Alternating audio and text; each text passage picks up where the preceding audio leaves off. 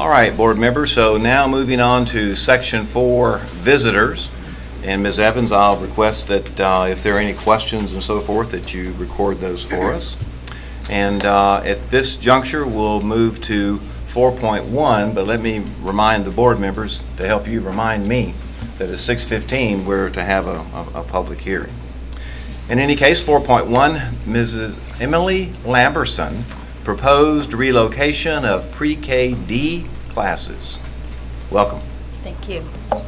Hello, my name is Dr. Emily Lamberson.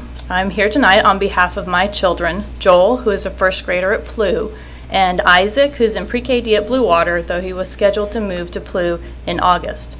On April 5th, the pre-K D parents received a letter stating that all Central Zone pre-K D classes would relocate to the STEM Academy for the 2018-2019 school year. This letter was concerning for several reasons. First, it demonstrated that the Okaloosa County School District saw no need to involve parents in discussing the removal of their children from their neighborhood schools to a middle school in the next town.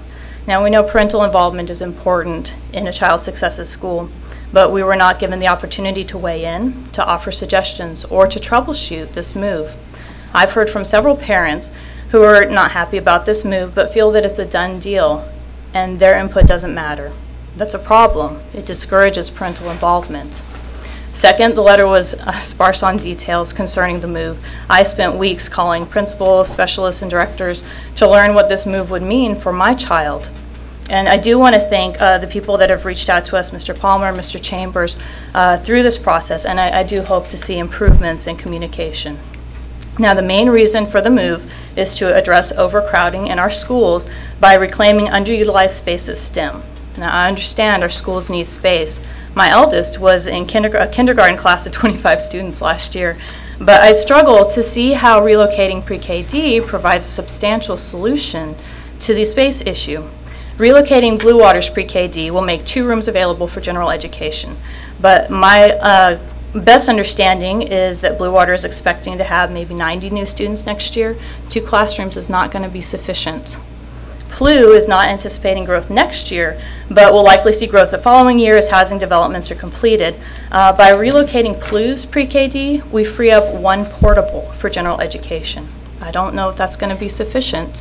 The relocation of the pre-K D classes seems to be a band-aid solution for a growth problem that maybe we should have already seen coming. But what's most troubling about this move to me is that we are apparently comfortable removing disabled students from their neighborhood schools, segregating them in an isolated location, in some cases very far from their homes, in order to address these growth issues. Now, many studies over the past 40 years have shown that inclusion results in improved educational outcomes for students with disabilities without impacting the educational outcomes of typical students. Plus, it teaches empathy and compassion to both groups. Ideally, we should be moving towards more inclusion opportunities at all levels, including pre-K. I appreciate recent conversations regarding pre-K potential inclusion at STEM, but I really think that inclusion is going to be best in an elementary school, if not neighborhood schools. Now, I can tell you not everyone in this district prioritizes inclusion. My first conversation with an Okaloosa County educator regarding inclusion was when a kindergarten teacher told me that my son Isaac could maybe mainstream for a year or 2, but then he'd have to go to Silver Sands where he could learn how to shop and make friends, because she said those are the most important things. And he was 2 years old at the time, which tells me that this teacher didn't assess him based on his abilities, but on his diagnosis, and that's discrimination. As a parent, I'm not sure how to address that. I would ask that you use your leadership to remind people that inclusion is best practice. It should be a priority, and I don't know that this moving pre-K D to solve a space issue demonstrates that it is a priority. We certainly have space issues to address, and we do need to start using underutilized facilities. But as we move forward, our solutions need to honor parental involvement, they need to be substantial, and they need to reinforce the importance of inclusion. Thank you. Thank you, Dr. Lamberson. Excuse me, ma'am. Yes. Board members, any questions or comments? I would just like to thank Ms. Lamberson for her efforts and for reaching out to district staff and her patients and communicating her concerns and issues and possible ideas to district staff. Thank you. And I appreciate the reception that we've gotten. Thank you. Thank you, Doctor. Yep. All right. I think we have time for Ms. Paula Bathon, if I said that correctly. Ms. Bathon? And Mr. McInnes, I neglected, I know these folks all received the guidelines, but would you just give a brief overview? Yes, sir. You'll have 4 minutes to make your presentation. Thank you. Thanks for letting me address. So, hi, my name is Paula Bathon. I'm here on behalf of my children who are at Blue Water. As Dr. Lamberson stated, the parents were notified of this unilateral decision to move all the pre-KD students without being given an opportunity to voice our concerns or even ask questions in the matter. Had the parents and teachers been consulted, the trust and parent relationship with the school would still be intact and it could have been addressed without the distress. Inclusion, like Emily mentioned, is a high priority that's not being met with this move. We must also consider our children's overall well-being. To solve a space issue, the choice was made to displace the children with special needs from their neighborhood schools. These are the children who need stability the most, and yet I learned Friday that shuffling ESE classes is done here on a regular basis. Many of these children are not yet equipped to handle this kind of upheaval, and disrupting routines and settings will only serve to stifle their development. Separation from their peers aside, there's the issue of the suitability of the STEM facilities to house our exceptional children. While the pre-KD suite classrooms may be designed for younger students, as a parent, I can't help but notice some glaring security risks. The campus is not secure. It opens straight up to a parking lot, and many of our kids are predisposed to elopement. The playground equipment doesn't offer proper accessibility and is currently restricting fall hazards with bungee straps. If we look at Blue Water, on the other hand, it's already equipped with community-donated playground specifically designed for children of all abilities. By moving Blue Water Pre-K away, we are effectively squandering this act of generosity. We as parents are also concerned about the amount of time that our 3- and 4-year-olds will be spending on the bus. My daughter's commute, for example, is more than quadrupled in traveling to STEM versus Blue Water. It's my understanding that transportation is part of the entitlement to a free and appropriate public education.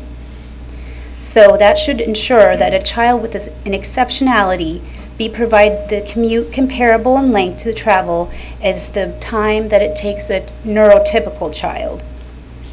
There's also parents who are uncomfortable even putting their children who are often nonverbal on a bus in general.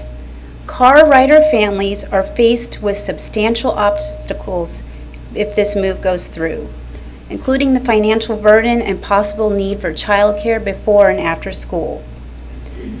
I think a letter from Ruth Ryder of the U.S. Department of Education can help kind of show where we're going with this.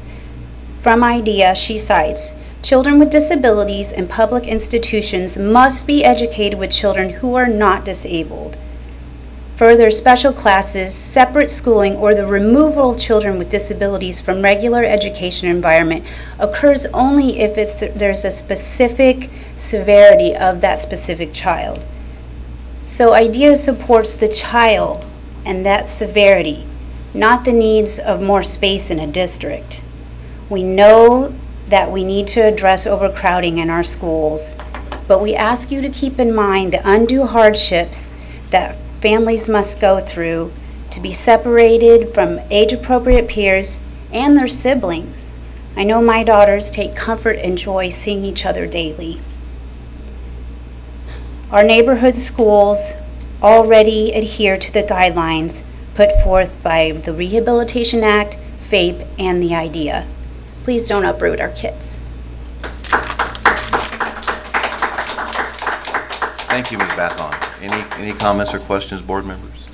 Just for the general public or anybody watching, the idea that Ms. Bathon mentioned stands for IDEA, and that's often the acronym that's used, or it might be pronounced IDEA, but just in case somebody wanted to look that up or better understand that, it's IDEA. Thank you, Ms. Rush. All right, board members, let me do some quick business here.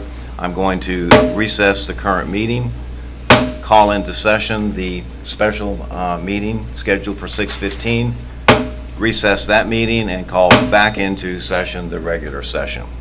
At this time, is Ms. Renee House present?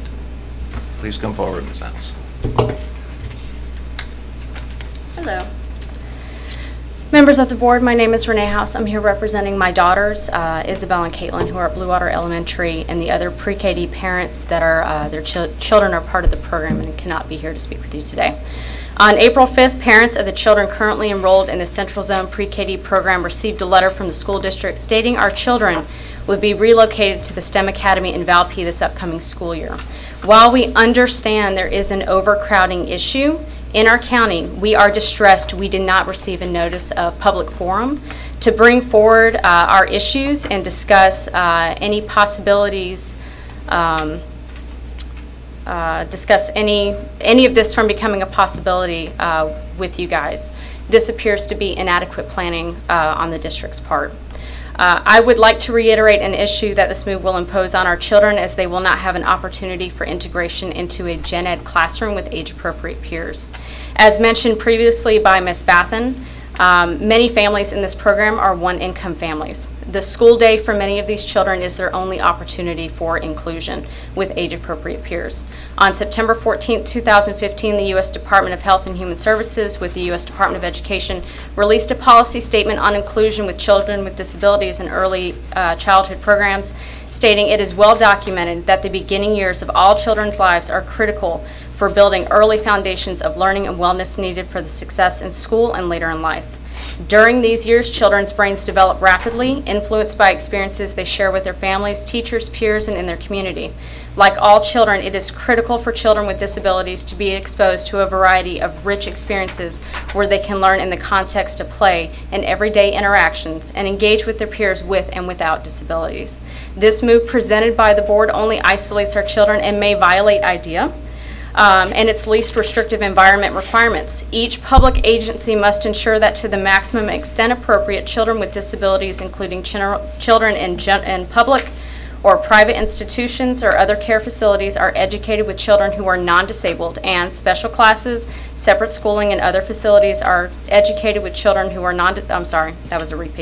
Special classes, separate schooling, and other removal of children with disabilities from regular educational environment occurs only if the nature or severity of the disability is such that education in regular classes with the use of supplementary aids and services cannot be achieved satisfactorily. We fail to see how this does not apply to our children who are part of your school system and receive funding for their enrollment. To segregate them, to isolate them from neurotypical children can lead to a child feeling ashamed of themselves and limiting their development and fundamental years. It would be foolish to assume our children don't know that they are unique and unlike some of their peers. To provide the board with a more personal experience, when my 5-year-old daughter started the pre-KD program, she could not be understood. Her teachers, in partnership with my husband and I, we worked diligently to bring her as far as we have with her speech. Caitlin, my 3-year-old, who is now part of the program, spent a great deal of her early years at home with me. Even though she heard me and other adults speak, she mirrored her speech after an age-appropriate peer, her sister, and she also cannot be understood. This provides just one scenario in your district of the importance of inclusion. It cannot go unmentioned that each member of the school board, faculty, and our teachers are in a partnership with each of us to find an effective education strategy for our children and keep an open line of communication in which we can discuss changes in our community and possible resolutions to such issues as overcrowding, so as not to hinder a differently abled child's ability to interact with his or her peers in a normal classroom setting. We feel your letter dishonored our partnership and trust with what appears to be a band-aid for an overcrowding issue. I urge the school board to reconsider their decision and to seek guidance from our teachers who work with our children daily and to heed their advice. In closing, we would like to collaborate with all of you on the issues facing our school system and explore opportunities for improvement and resolution. I urge the board to move towards a program that allow inclusion for these children, to allow them to hear words, to see actions, and to teach others to be a kinder, gentler, more understanding people. Thank you, Ms. House. Any comments or questions? Mr. Vesta? They've raised a number of very pertinent points, it seems to me. Ms. Jackson, would you have whichever staff member is most knowledgeable about this affair to give us an update and status and tell us what's going on and what comparisons were made and how this decision came about? Mr. Chambers. Thank you, Ms. House. Yes, sir.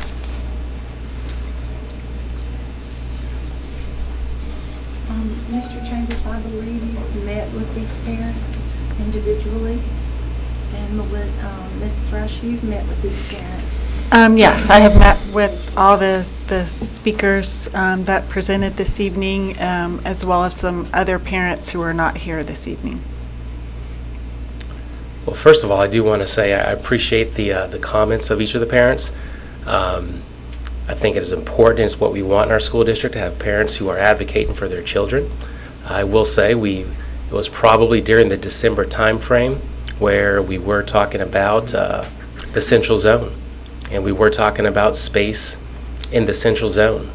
And we did brainstorm. We did look at ways that we could address that.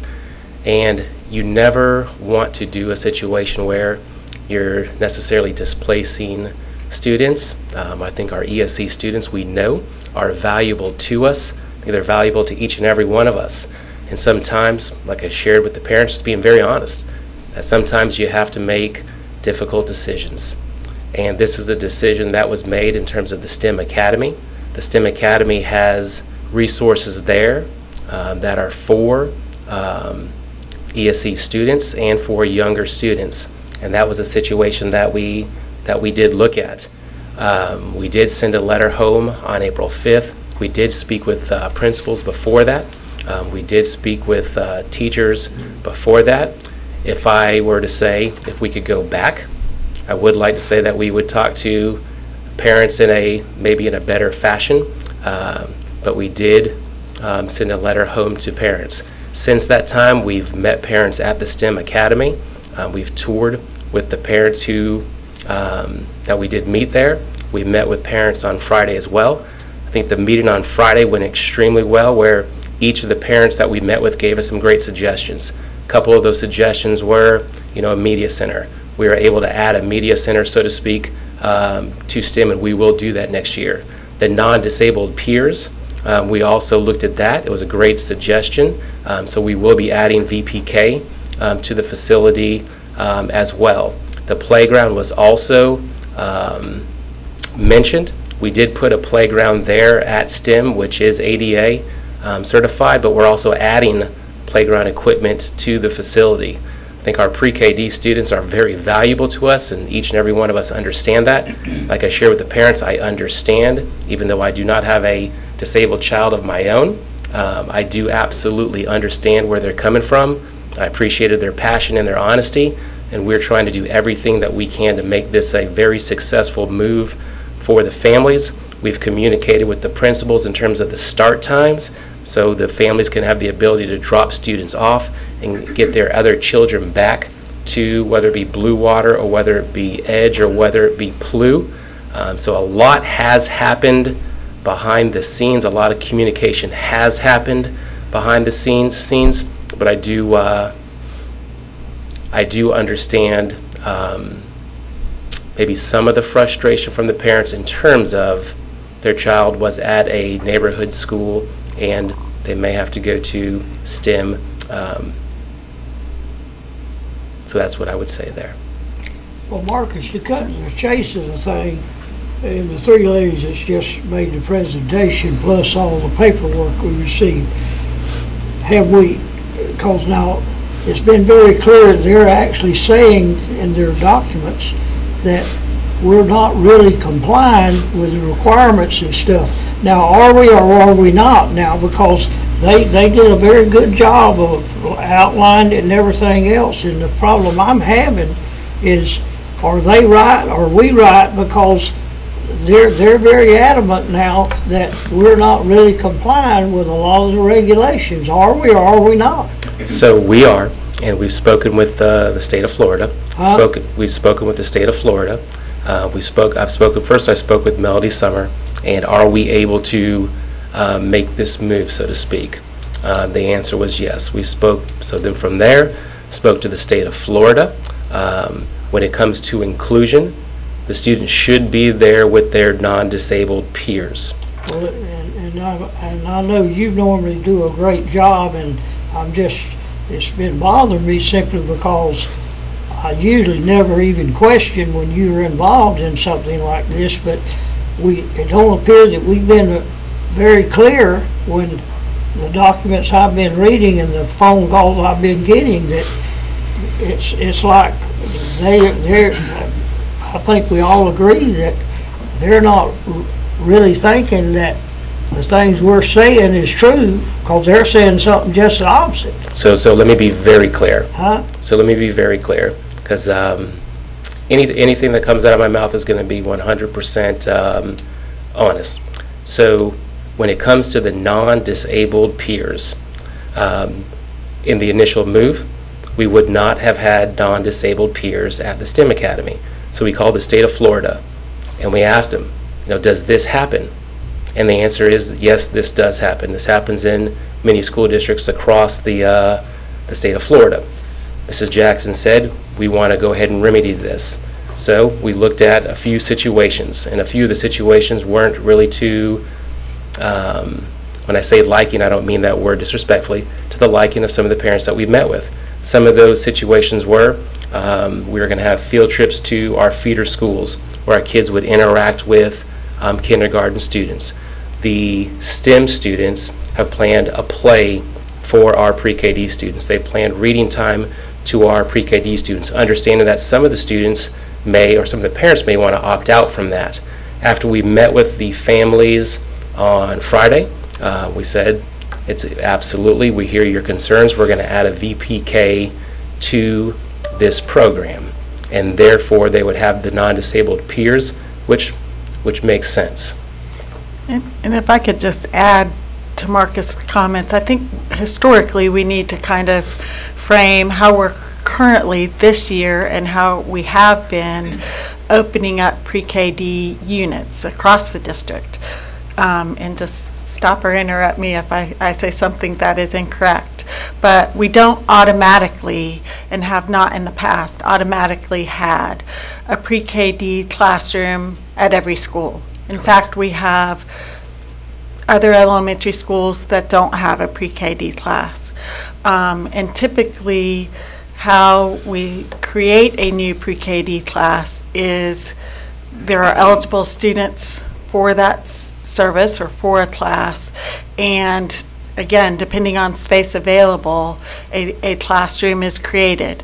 So there could be students, and in the case of Blue Water and some of our other schools, a pre-KD student might be zoned for another school, and I think Ms. Lamberson gave an example in her discussion points tonight, that while her family is zoned for Blue, her son was placed at a pre-KD program at Blue Water. So he or she was having to attend a school or a class that wasn't at their zone school.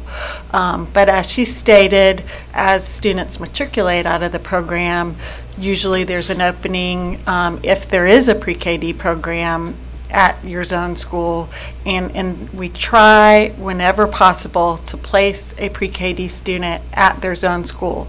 But we currently have other parts of the county where there are not pre-KD programs at every eligible student's zoned school. Correct. At Southside Elementary, for example, and not to make light of what's happening here in the central area, but Southside, we have students coming from the Laurel Hill area. We have students coming from the Baker area. So we have students who are being transported into Southside, phenomenal school, but to reiterate what you're saying, that's a situation in the north end of the county.